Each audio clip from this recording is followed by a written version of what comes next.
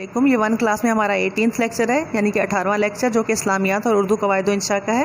اردو قواعد و انشاء میں آج آپ مضمون میرا گھر، جو کہ آپ پہلے کر چکے ہیں، ریویژن کے طور پہ یعنی کہ دہرائی کے طور پہ وہ کریں گے، خود لکھیں گے اور رائٹنگ کا خاص خیال رکھیے گا۔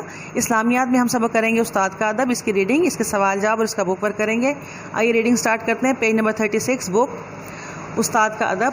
ہمارے والدین ہماری پرورش کرتے ہیں، ہماری ہر ضرورت کا خیال رکھتے ہیں، ان کا ادب اور احترام کرنا ہم پر فرض ہے۔ والدین کی طرح ہمارے اساتذہ کرام ہمیں علم کی دولت سے مالا مال کرتے ہیں، وہ ہمیں زندگی کے آداب اور کامیابی کی راہ دکھاتے ہیں، وہ ہمارے اخلاق سنوارتے ہیں، اس لیے ہمیں اپنے والدین کی طرح اساتذہ کرام کا بھی ادب و احترام کرنا چاہیے۔ اساتذہ ہمارے روحانی والدین ہیں۔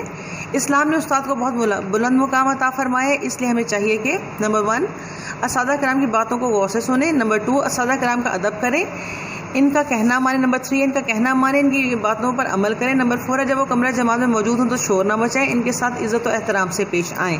آئیے اسے کوشچن آنسر کرتے ہیں۔ سوال نمبر 1 ہے، والدین کا ادب اور احترام کرنا ہم پر کیوں فرض ہے؟ جواب ہے، والدین کا ادب اور احترام کرنا ہم پر اس لیے فرض ہے کہ وہ ہماری پرورش کرتے ہیں اور ہماری ہر ضرورت کا خیال رکھتے ہیں۔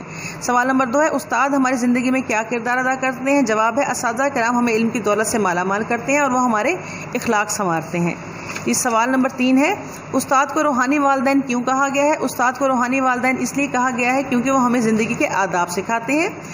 نیکسٹ کوشچن ہے، اسلام نے استاد کو کیا مقام عطا فرمایا ہے؟ جواب ہے، اسلام نے استاد کو بہت بلند مقام عطا فرمایا ہے۔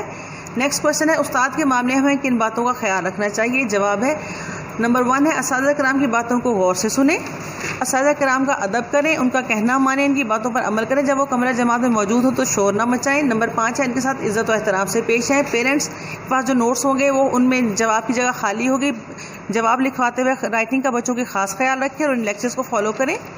اب جی اس کا بک ورک کرتے ہیں۔ بے ہے، خالی جگہ پر کریں، ہمارے والدین ہماری پرورش کرتے ہیں، خالی جگہ میں آئے گا پرورش۔ والدین کی طرح ہمارے اساتذہ کرام ہمیں علم کی دولت سے مالا مال کرتے ہیں، خالی جگہ میں آئے گا علم۔ اساتذہ ہمارے روحانی والدین ہیں، خالی جگہ میں آئے گا روحانی۔ اسلام نے استاد کو بہت بلند مقام عطا فرمایا ہے، اسلام، خالی جگہ میں آئے گا۔